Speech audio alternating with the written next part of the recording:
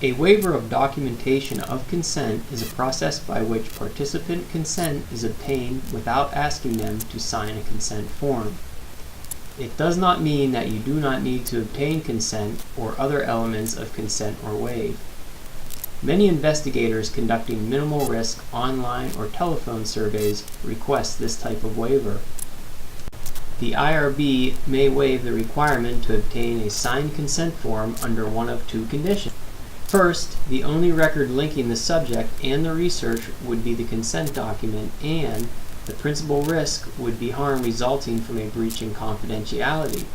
For example, investigators asking about sensitive subjects, such as drug use or other criminal behavior, should request this condition to help preserve confidentiality. Second, the research presents no more than minimal risk and involves no procedures for which written consent is normally required. This may include an anonymous survey on a benign topic. It's important to remember that each condition is comprised of two parts, each of which must be addressed for the IRB to approve the waiver. In limited circumstances, the IRB can approve a waiver or alteration of the consent process. This is a process that does not include or alters some of or all of the elements of informed consent.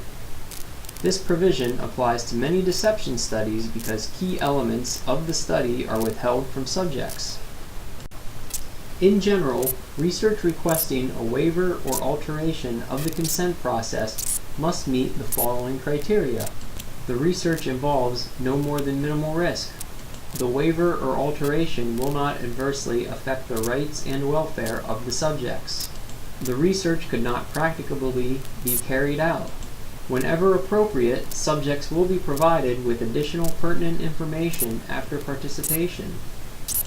The research is not FDA regulated.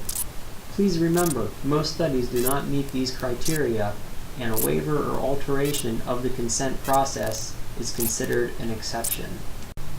Please remember, any form of waivers or alteration of consent process must be requested as part of the application process and approved by the IRB.